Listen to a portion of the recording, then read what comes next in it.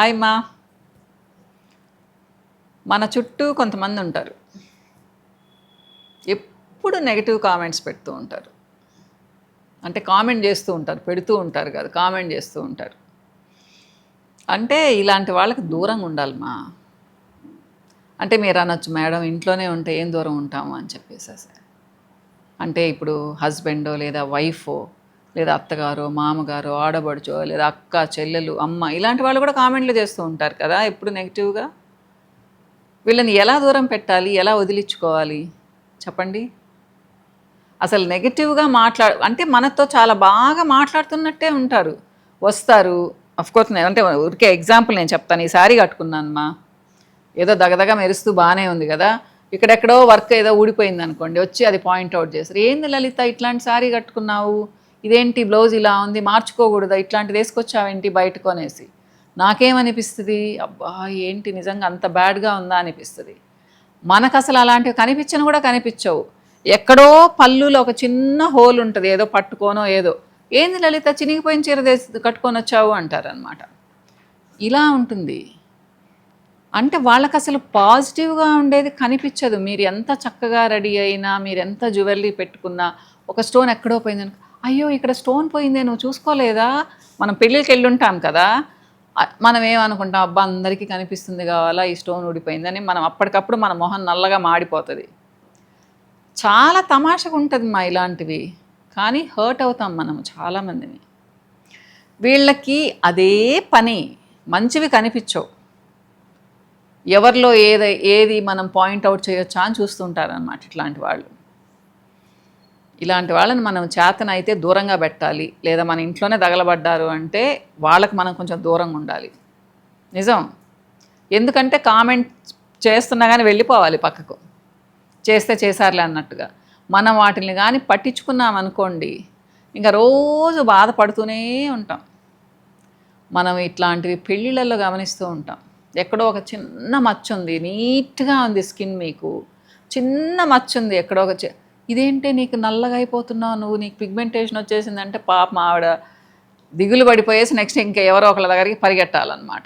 ఇలాంటివి పట్టించుకోకండి మా. నేను ఎంతమందికి చెప్తానో నా దగ్గరికి వచ్చే వాళ్ళకి, అమ్మ మీరు చక్కగా ఉన్నారు, ఎవరైనా కామెంట్ చేస్తే ఎందుకు ఫీల్ అవుతారు అని చెప్పేసి అనమాట.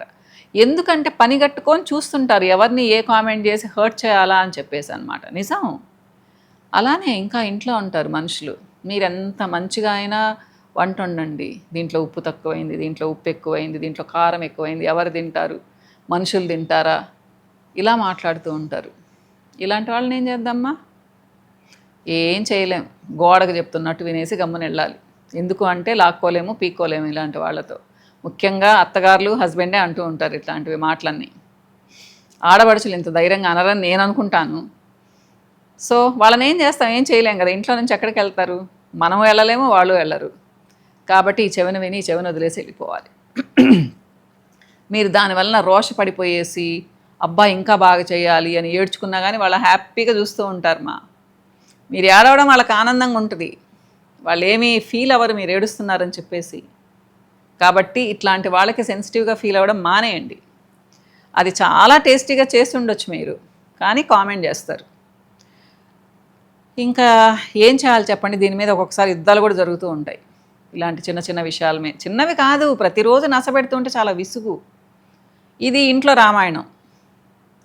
ఇంకా బయట వాళ్ళు ఉంటారు.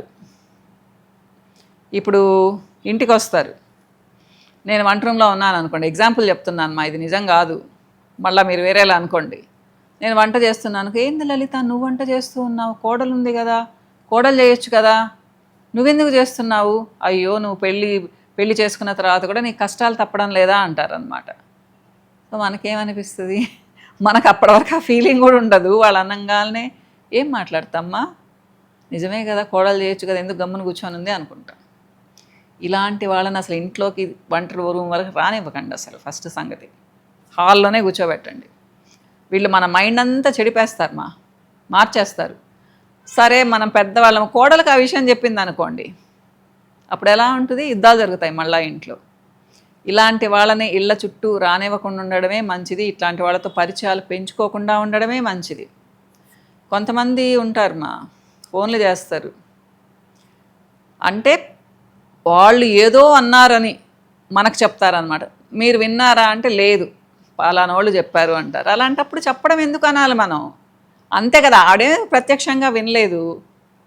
అమ్మ ఇలాంటి వాళ్ళు ఎలా ఉంటారంటే నిజంగా అక్కడ ఏమీ లేకపోయినా కానీ పుట్టించేస్తారు. అందుకనే చెప్తాను, మన చెవులతో వినంది అసలు నమ్మకండి. ఎవరైనా ఏదైనా చెప్తే మనకు దగ్గర వాళ్ళు కూడా చెప్తారు మా ఇలాంటి మాటలు చాలా. దీనివల్ల కూడా చాలా ఫ్యామిలీస్లో డిస్టర్బెన్సెస్ వస్తాయి. తోడి కోడళ్ళకి పెడతారు, అక్క చెల్లెళ్ళకి పెడతారు, అత్త కోడళ్ళకి పెడతారు, అమ్మా నాన్నలతో పెడతారు, అన్నదమ్ములతో పెడతారు. ఇలా అన్నమాట. ఇలాంటి వాళ్ళని ఎంత దూరంగా ఉంచితే అంత మంచిది. వీళ్ళు టాక్సిక్ పీపుల్ అంటున్నారు ఈ మధ్య. Negative mentality. వీళ్ళు ఎవ్వరు సుఖంగా ఉండడం ఒప్పుకోలేరు. ఏదో ఒక ఫిట్టింగ్ పెట్టాలన్నమాట. మనకు కొంచెం బుర్ర ఉంటే మనం ఆలోచిస్తే అలాంటి వాళ్ళ మాటలు మనం ఇక్కడ వరకు తీసుకెళ్ళకూడదు. ఈ చెవిలో విని ఈ చెవిలో వదిలేయాలి. అప్పుడు మనం హ్యాపీగా ఉంటాం. అనుకున్నారు చిప్పో అనుకున్నాం అనుకోండి, ఏమవుతుంది? ఏం కాదు. ఎవ్వరు మనల్ని ఏం చేయలేరు అనమాట. ఇలాంటి మెంటాలిటీతో ఉన్నాము అంటే ఎవరు చాడీలు చెప్పినా కానీ వినము, ఎవరు ఏ కామెంట్ చేసినా కానీ మనం పట్టించుకోము అనమాట. అలా ఉన్నాం అనుకోండి, హ్యాపీగా సంతోషంగా మనశ్శాంతిగా ఉంటాం. ట్రై చేయండి.